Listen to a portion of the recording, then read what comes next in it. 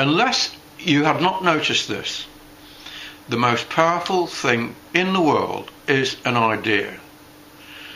And unless you have not noticed this, it's damned hard to come up with ideas. I've had to try and come up with ideas for over 50 years. It's very hard. So the smartest thing to do is to steal. Just steal. See where you can find ideas and copy them.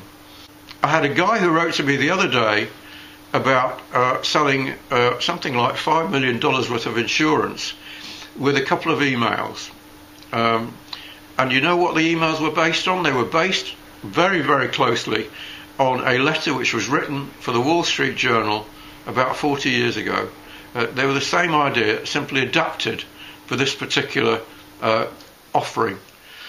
I don't know whether you know how hard it is to sell insurance, but believe me, if you sell the amount of insurance these two letters have produced, you'd be a happy bunny. All started with stealing. So where should you steal from? Now let me tell you. I have a friend, you may be surprised to know, I've probably got 2 or 3. But this friend, a guy called Henry Newrick, knows more about marketing than I do. I'm not saying he's better at marketing than I am, I'm just saying he knows more. I interviewed him a few years ago in his offices, and I was astonished by the number of books he had there on marketing and business, and even more astonished to know that he'd read them all.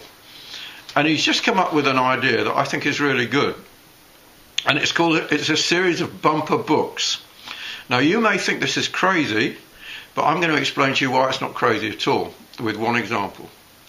What he's done is he's gone through the various media, the printed media, over the last 50 years, actually longer, 70, 80 years, and he's created books that reproduce advertisements in the various media, so that you can see what advertisements people have been running in these media over the years. And you may think, what use is that? Well, I will tell you what use it is by telling you a story.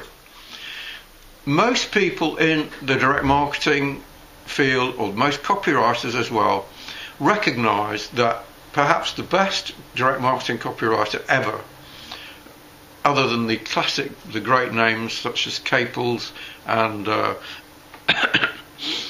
and Claude Hopkins, is a guy called Gary Halbert, whom I knew briefly.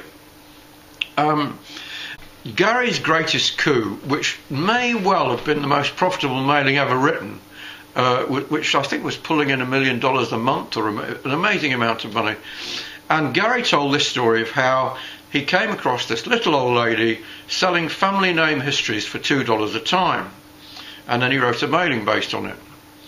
I received it, and people all over the world received it. His main problem, as far as I can make out, was counting the money, which I believe he started doing on his kitchen table.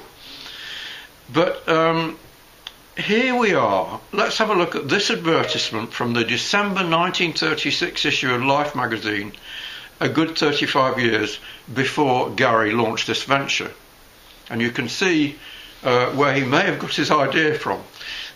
Admittedly, he went about it in a different way, in a different medium, but it's just one example of the ideas that you can find in these books of Henry's. I really recommend them. I recommend them because today there is a fantastic opportunity for anybody who wants to work in print advertising, and the reason for that is that most people don't know how to do it. I'm going to show you 3 or 4 pages from his book that goes through back to the 1930s. Forget the fact that you think the layouts are childish or old-fashioned or not elegant and this, that and the other. Just read the copy, because I guarantee that you will find ideas here. Whatever you're selling, I guarantee you will find ideas here. Because a great many of these advertisements are either from people who are selling mail order, and therefore they're only running the advertisements if they worked, or they're from very, very competitive industries. In particular, there are 1 or 2 ads. There's one here for Camel, believe it or not, cigarettes. which made me laugh. But at the same time, if you look at that advertisement, if you've got any imagination, you can see how in those days people used to focus in on a benefit, although in the case of camel it's not necessarily a good benefit, and promote it effectively. Have a look.